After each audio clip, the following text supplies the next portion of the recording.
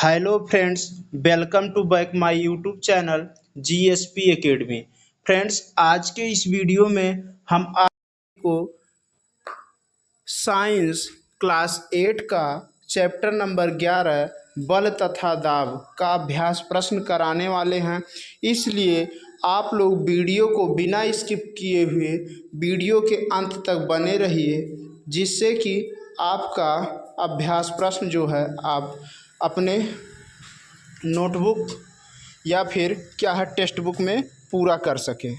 तो चलिए अब देखते हैं, हम लोग ज़्यादा देर ना करते हुए क्वेश्चन की शुरुआत करें। पहला क्वेश्चन है इसमें, प्रश्न संख्या 1 है, निम्नलिखित प्रश्नों में सही विकल्प छांटकर अपनी अभ्यास पुस्तिका में लिखिए। तो क्या है, दाब का मात्रक है। ऑप्शन में है newton metre, kilogram, joule, newton प्रति मीटर। तो क्या हो जाएगा इसका option number the right answer हो जाएगा। आप लोग दा पर टिक कर लीजिए। अभी तक जो लोग चैनल को सब्सक्राइब नहीं किए हैं वो चैनल को सब्सक्राइब करके बेल आइकन दबा दें, जिससे कि आप लोगों को जैसे ही इस प्रकार से वीडियो अपलोड किया जाए आप तक नोटिफिकेशन पहुंच सके। देखते हैं अगला प्रश्न क्या है।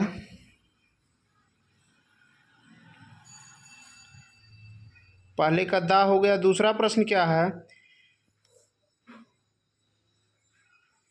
यदि किसी वस्तु को जल में पूर्णतः डुबोने पर उस पर लगने वाला उत्प्लावन बल वस्तु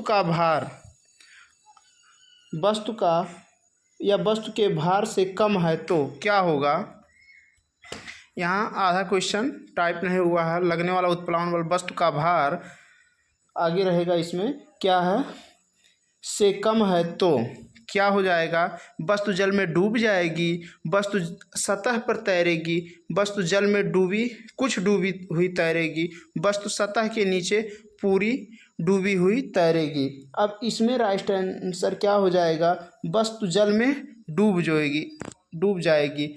यदि किसी वस्तु को जल में पूर्णतः डुबोने पर उस पर लगने वाला उत्प्लावन बल वस्तु का भार से कम हो तो क्या हो जाएगा, वस्तु पूर्णतः जल में डूब जाएगी। ऑप्शन नंबर आ राइट हो जाएगा।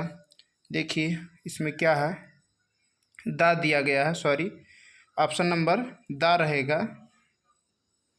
इसमें क्या हो जाएगा, दा ऑप्शन राइट हो जाएगा। हमने आ बता दिया था।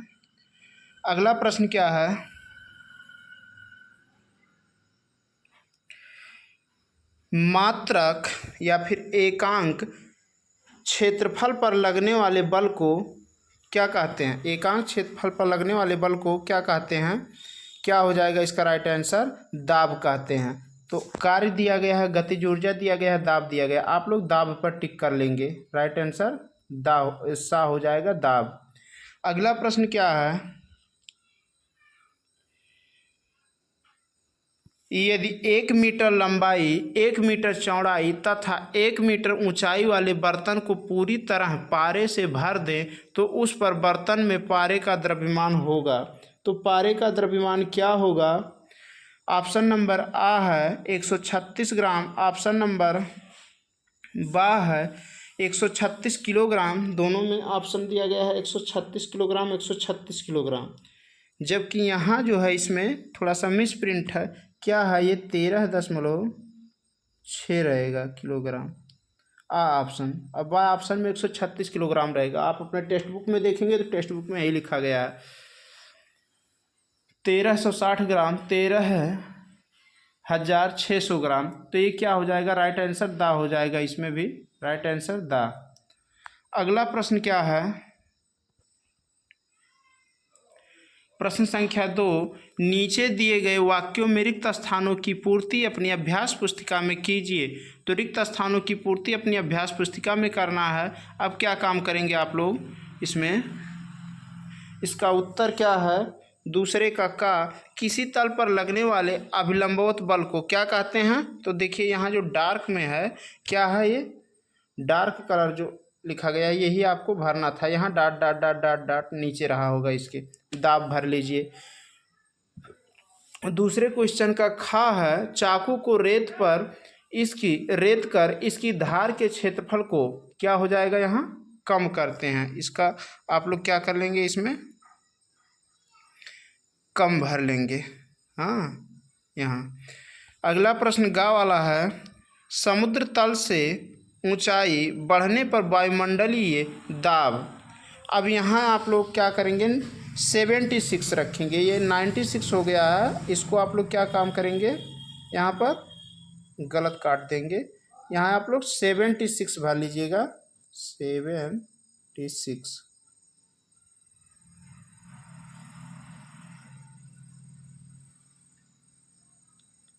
ये हो जाएगा 76 सेंटीमीटर हाइट पारे के स्तंभ के बराबर होता है।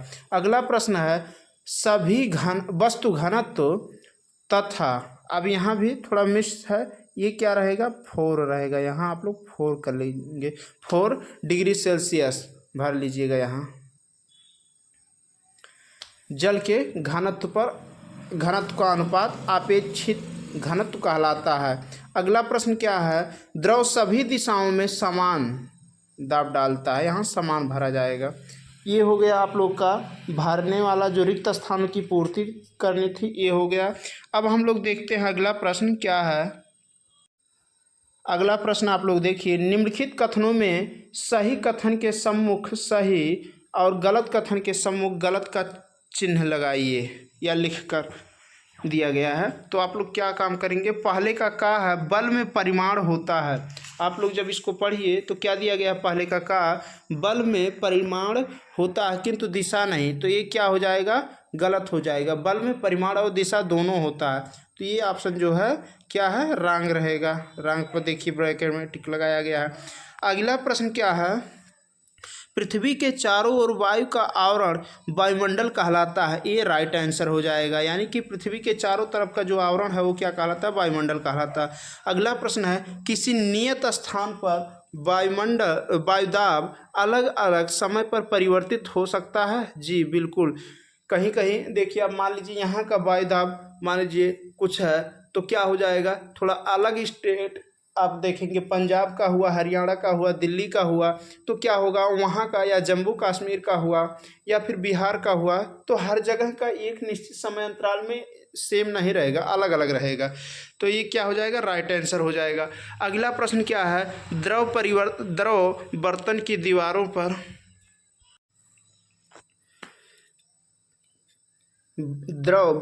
दीवारों पर क्षैतिज दिशा में दाब नहीं डालता, तो इसका क्या है, ये गलत हो जाएगा। क्षैतिज दिशा में दाब नहीं डालता, अगर नहीं शब्द यहाँ ना होता तो क्या है, ये ऑप्शन सही रहता, लेकिन यहाँ नहीं दे दिया गया है, इसलिए ये ऑप्शन क्या हो जाएगा, रॉन्ग हो जाएगा।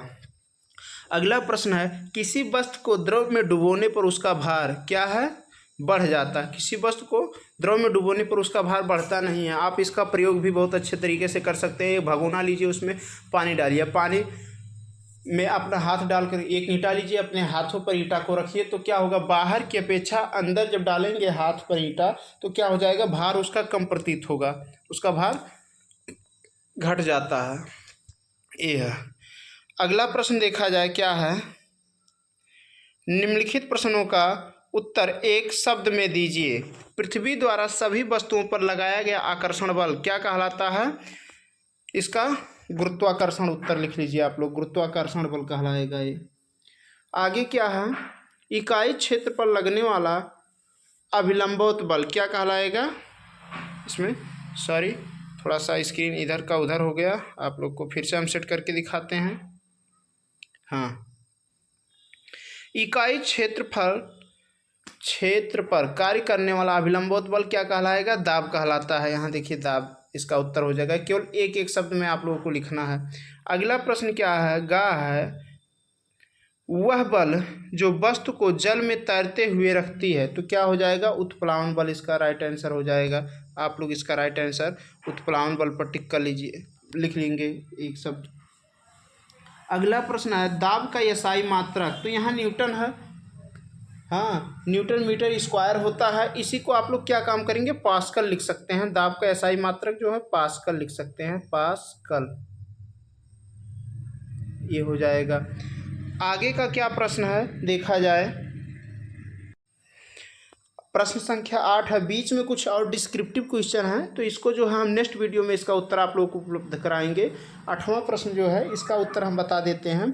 बाकी का जो है 5वां प्रश्न जो है, 5वें में का खा गा घा अंगा, और 6वां का और खा है, 7वां प्रश्न है, 8वां प्रश्न है, 9वां प्रश्न है। ये प्रश्न जो है आपके नए बुक में जो है आप लोग को मिलेंगे 7वां, 8वां, 9वां, 10वां, 11वां तक। तो ये अंतिम प्रश्न है। अब यहाँ आप 8वां जो देख पा रहे हैं, 8 ना हो करके इसको